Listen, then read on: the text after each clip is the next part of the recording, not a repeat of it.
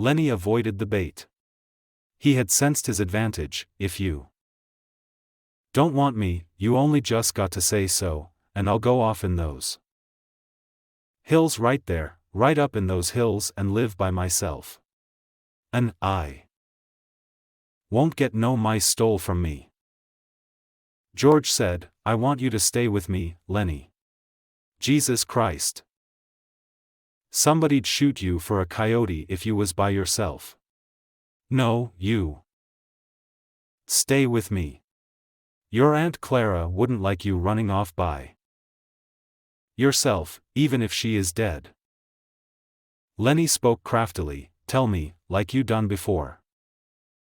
Tell you what? About the rabbits. George snapped, you ain't gonna put nothing over on me.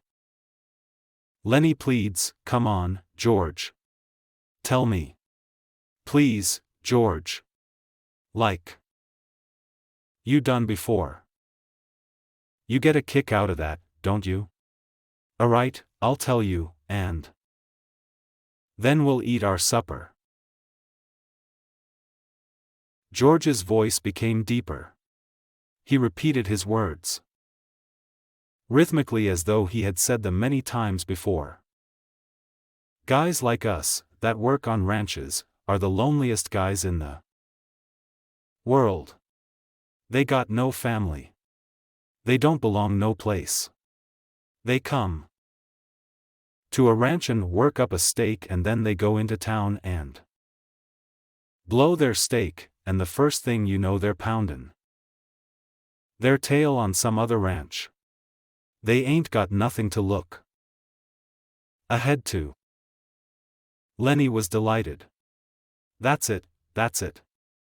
Now tell how it is with us. George went on. With us it ain't like that. We got a future. We got somebody to talk to that gives a damn about us.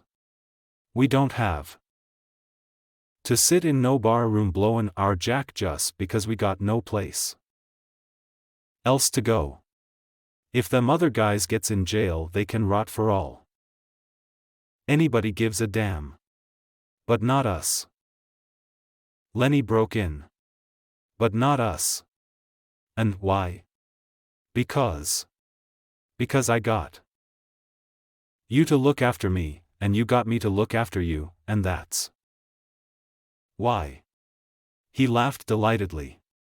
Go on now, George. You got it by heart. You can do it yourself.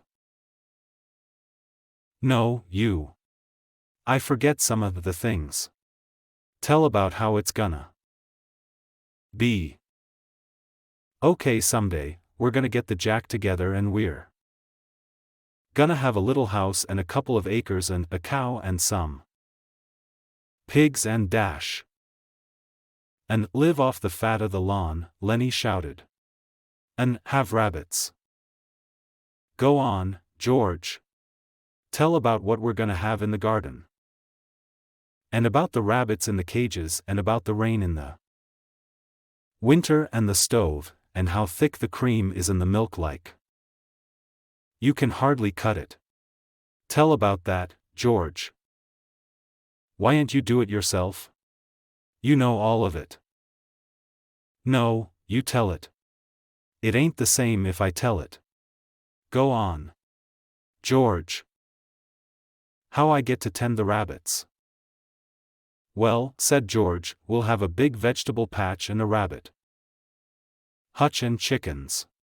And when it rains in the winter, we'll just say, the hell with goin' to work, and we'll build up a fire in the stove. And set around it and listen to the rain comin' down on the roof. Nuts. He took out his pocket knife. I ain't got time for no more. He drove his knife through the top of one of the bean cans, sawed out the top and passed the can to Lenny. Then he opened a second can. From his side pocket he brought out 2 spoons and passed one of them to Lenny. They sat by the fire and filled their mouths with beans and chewed mightily. A few beans slipped out of the side of Lenny's mouth. George gestured with his spoon. "What you gonna say?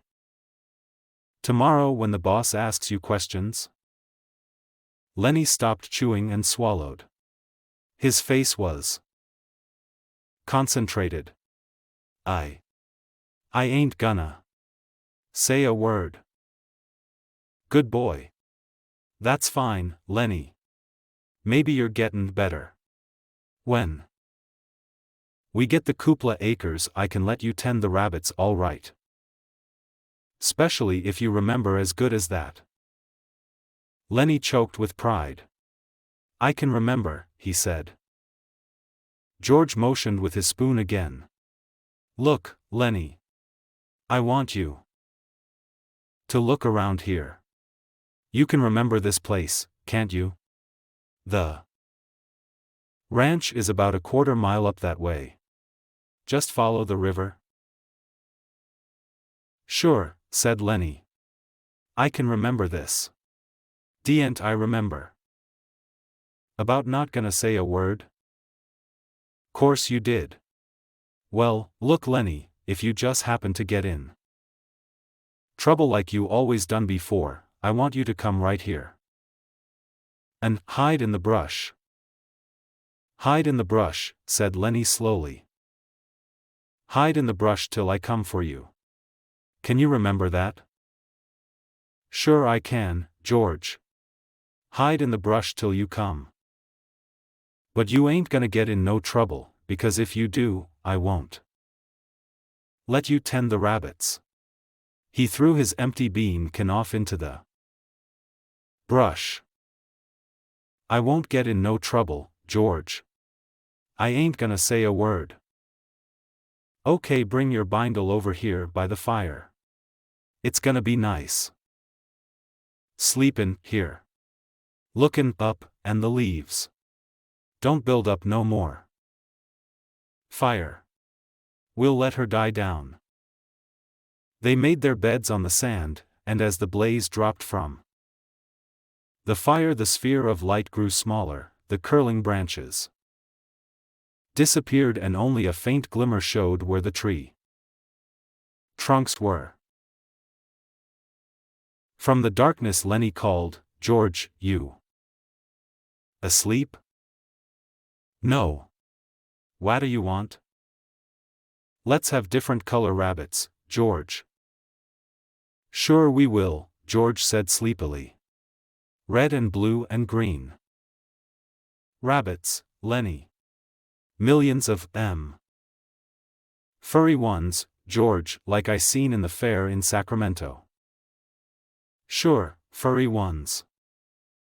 'Cause I can just as well go away, George, and live in a cave." "You can just as well go to hell," said George. "Shut up now." The red light dimmed on the coals. Up the hill from the river a coyote hammered, and a dog answered from the other side of the stream. The sycamore leaves whispered in a little night breeze.